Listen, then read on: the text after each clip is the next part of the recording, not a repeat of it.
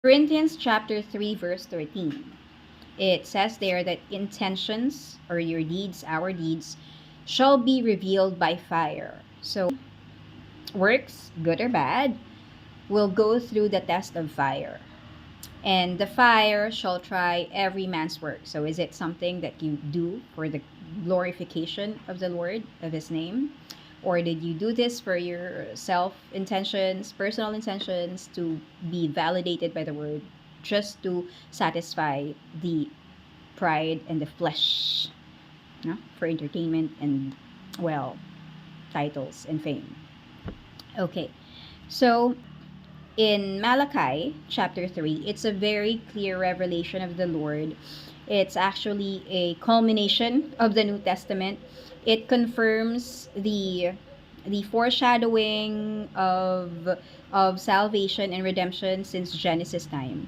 So Malachi chapter 3, sabi ni Yahweh na makapangyarihan sa lahat. And God said, who is the most powerful of all, ipapadala ko ang aking sugo upang ihanda ang daraanan ko.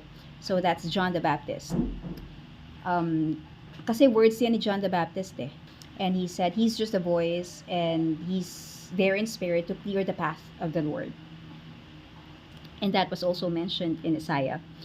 At si Yahweh na inyong hinahanap ay biglang darating sa kanyang templo. So that's Jesus.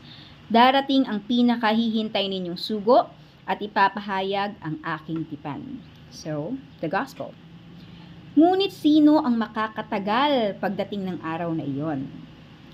Dito napapasok yung Corinthians chapter 3 verse 13, no? Your endurance. So, your purity of the heart, the intentions of the heart. Sino ang makakaharap kapag napakita na siya? Para siyang apoy na nagpapadalisay sa bakal at parang sabon na may matapang na sangkap. Darating siya at mauupong tulad ng isang tagapagpadalisay ng pilak. So a silversmith, he's like a silversmith. Dadalisayin niya, he will purify. Dadalisayin niya ang mga anak na lalaki ni Levi, katulad ng ginto at pilak. Sa pamamagitan nito'y magiging karapat-dapat ang kanilang handog kay Yahweh. Magiging karapat-dapat ang kanilang handog kay Yahweh. So, the offering. So, how is this connected to Corinthians chapter 3 verse 13? Do you know what a silversmith is? And what a silversmith does?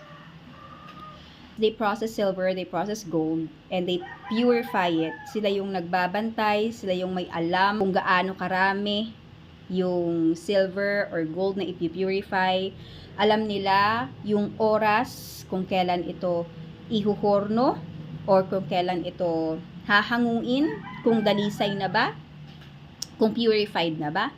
And try to think of yourself as that silver or gold na ipipurify.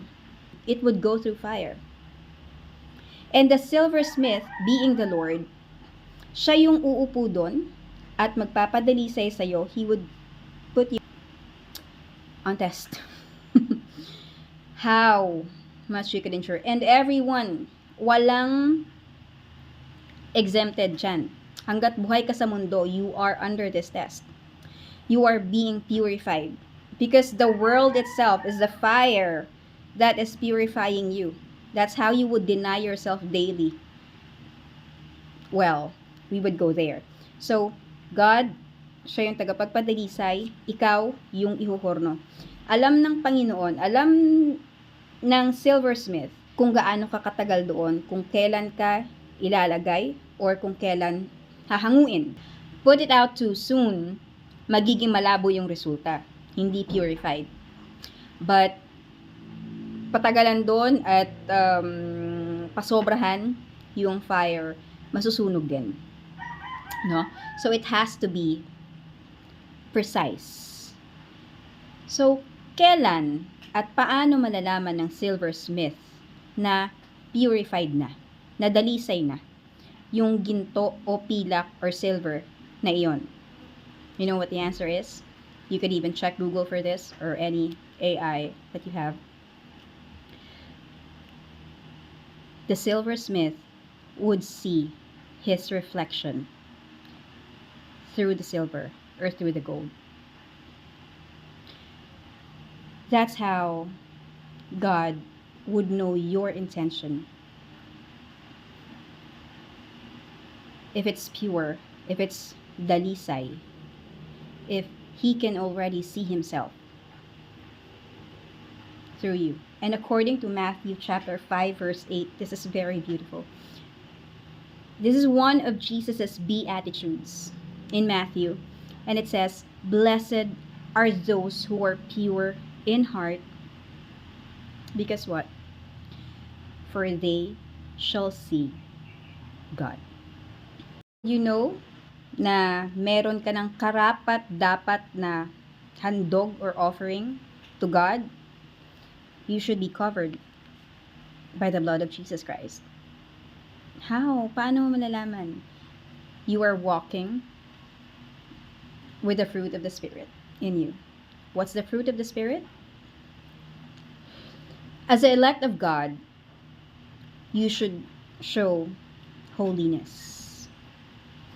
Doon na papasok yung obedience on not doing the sin, submitting yourself to the Lord daily and resisting the devil. It will flee from you. Mercy, kindness, humbleness of the mind, not pride, meekness, long-suffering. Ito na yung pag humaharap ka sa mga persecution and mockery, you would endure because you know, as He said, you are not the one being denied or rejected. Know that it's Him who's being rejected by the world. Forbearing, that's patience, forgiving one another, and above all, charity.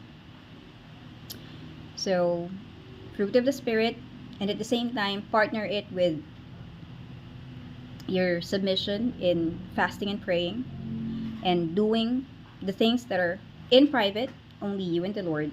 You should not wait for the validation of the world that crucified perfection and truth.